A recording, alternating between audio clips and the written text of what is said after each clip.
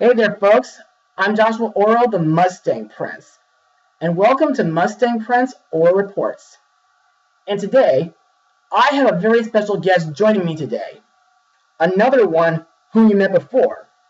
So please, help me in welcoming back the creator and host of Go Back Movie History, Scott Addison.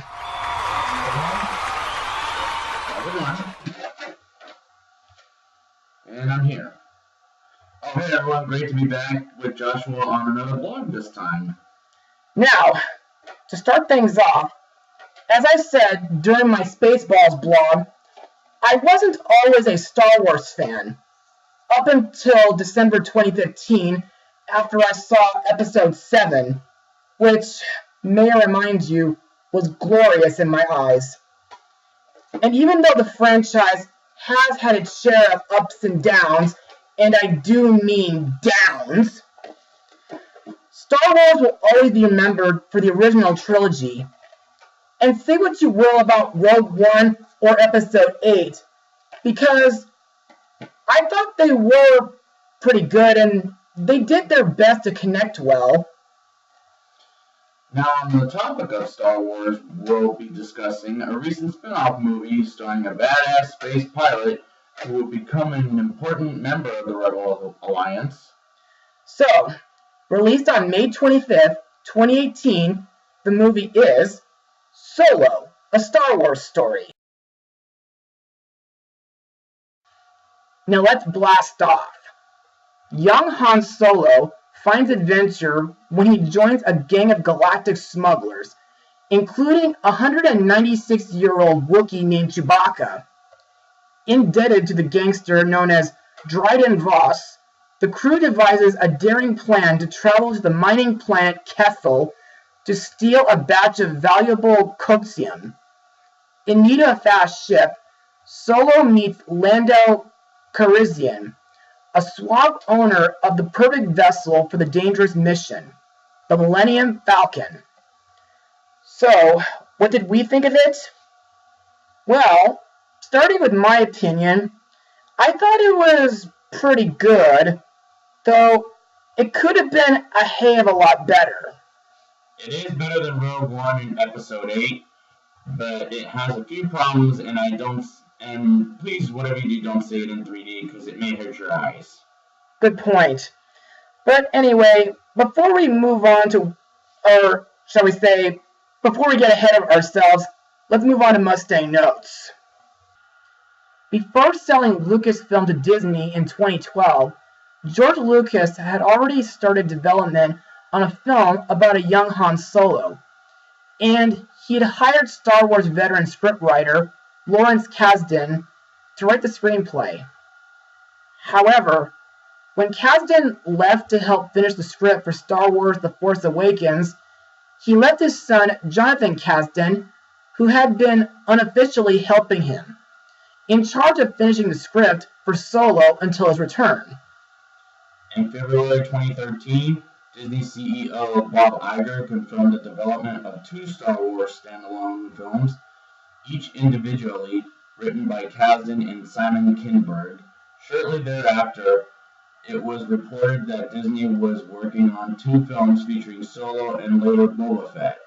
Disney CFO Jay Rasulo described the standalone films as origin stories. Kathleen Kennedy explained that the standalone films would not cross over with the films of the sequel trilogy. In April 2015, Lucasfilm and Kennedy announced that these standalone films would be referred to as the Star Wars Anthology Series. Interesting name, by the way. The project was to be directed by Phil Lord and Christopher Miller, from a script by Lawrence Kasdan and Jonathan Kasdan. Unfortunately, Lord and Miller were fired from the film in June 2017 for creative differences after over 4.5 months of shooting, about 3/4 though through principal photography, and the directing position was given to Ron Howard, whom you may remember as Winthrop Peru from The Music Man, and he directed How the Grinch Stole Christmas. Ron took over directing duties for the remaining 3.5 weeks of scheduled principal photography and 5 weeks of reshoots. Also to note, Kathleen Kennedy served as a producer of the film, with Lawrence Kasdan and Jason McGatlin, forgive me if I said that wrong, as executive producers. Allison Schermer, forgive me if I said that wrong, and Simon Emanuel also produced the movie.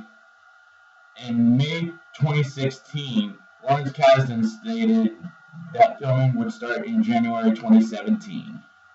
Principal photography began in January 2017 at Pinewood Studios under the working title Star Wars Red Cup.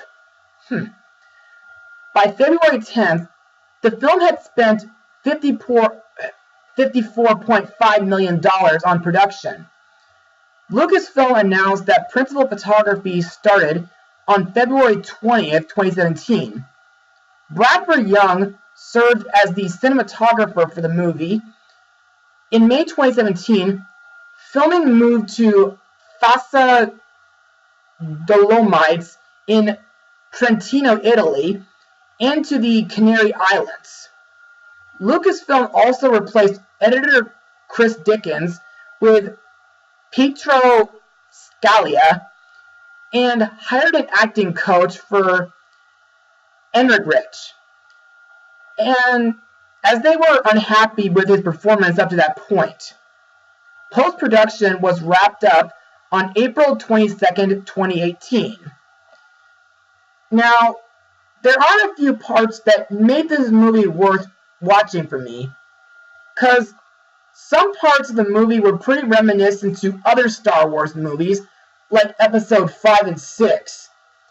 And the speeder chase at the beginning of the movie made me think of a similar scene from Episode 2. Also, this was the second time I saw a Star Wars movie in 3D, the last being the 3D re-release of Episode 1. But my experience with Solo was different, due to it being in IMAX 3D. One of the highlights of this movie was the spaceships that Star Wars fans love, the Millennium Falcon, which is awesome. Some folks consider it like a character in the movies. Also, some of the flying scenes with this ship were pretty intense and epic.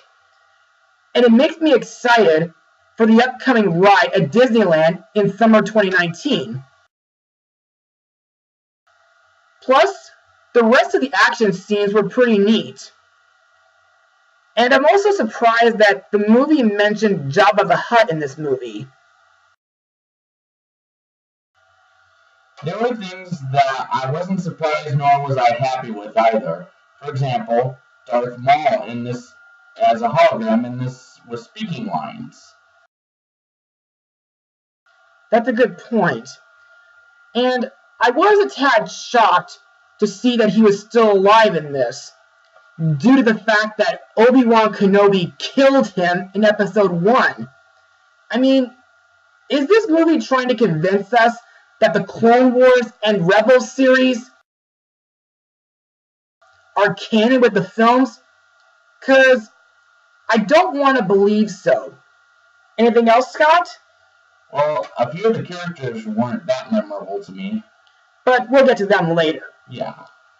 As for me, well, it may not be much of a flaw, more like a shocking fact, that throughout the movie, Han and the gang were being attacked by a gang of space pirates known as the Cloud Riders, led by Enfys Nest, played by Aaron Kellerman. 'Cause it got me wondering, if the Cloud Riders were good guys, then what was the point of them attacking Han in the first place?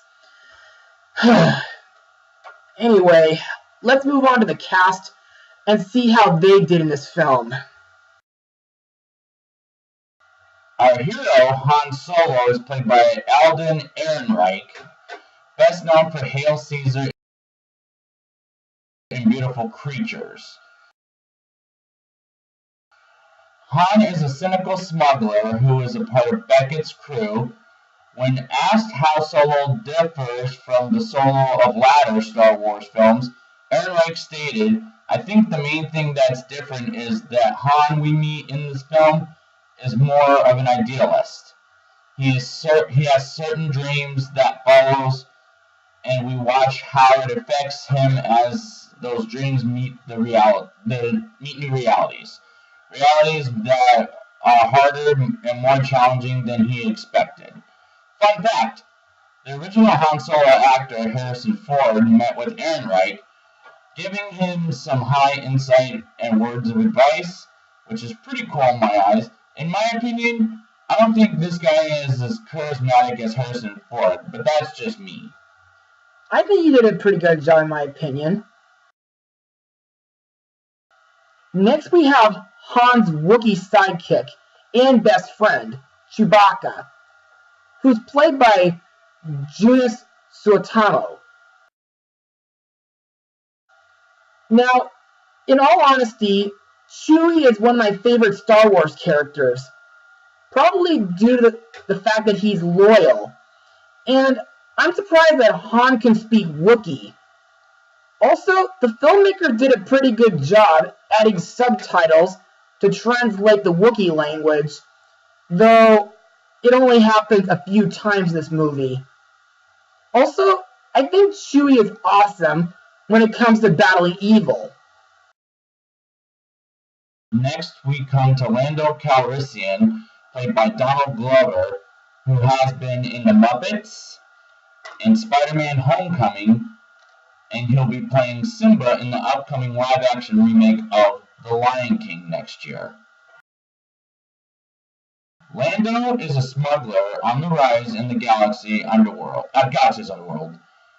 The original Lando actor Billy D. Williams met with Glover, giving him some insight and words of advice about the character. To me, Lando was a bit flat. He was as a skilled card player, which is true.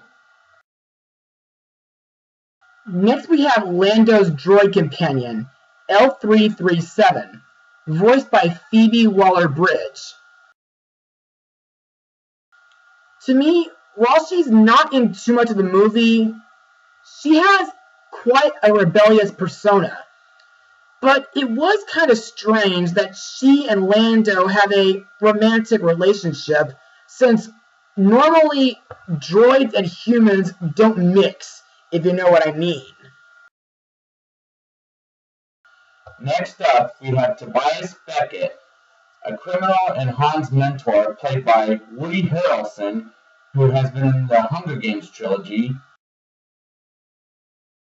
and he'll be in the upcoming Venom movie this October. The character of Beckett was based on Long John Silver in The Treasure Island by Robert Louis Stevenson. Also to note, he's my second favorite character in this movie. Next, we have Qi'ra, played by Emilia Clarke, who teamed up with ex-Governor Arnold Schwarzenegger in Terminator Genisys, and got to be in the hit TV series Game of Thrones. Describing her character, Clarke said she has a couple of guises, but essentially she's just fighting to stay alive. If you got a really glamorous lady in a really sordid environment, you kind of know the glamour is hiding a few rough roads.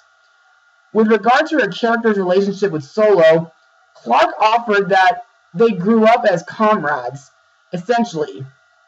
They grew up as pals, as partners in crime. There is, well, obviously the romantic side of things, even though, as a fact, they don't get together. But they grew up together, so they were basically kids together. And while I do like her friendship with Han, I was shocked that she was secretly working for Darth Maul.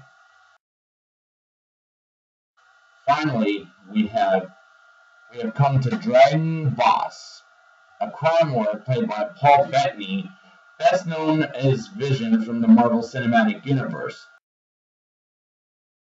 Fun fact, Michael K. Williams had originally been cast as Dragon, but he was removed from the final film after being unable to return to the set during the film's reshoots. So Bettany was cast in his place with the character, being reworked from a motion capture alien to a safe, scared human, which is pretty interesting. And now, let's move on to our final words. Overall, Solo was a pretty good movie, despite several flaws, like some parts of the story being a bit baffling, including Darth Maul's cameo. The rest of the movie made up for it with its action scenes, plus several of the actors did pull off a good performance. It's better than Rogue One and The Last Jedi, that's for sure, and it's very entertaining at times. So together, we give this movie a 67% out of 100. Well, that's it for today, everyone. I'd like to thank Scott Addison for joining me again for this edition to Star Wars. And thank you, Joshua, for having me on today. No problem, man. And I just pray that the next episode of Star Wars, which will be in theaters in 2019, will be even better than this pretty good spinoff. So, until next time, viewers, be sure to join me for my next blog, Mustang Power. Oh, and may the Force be with you, always.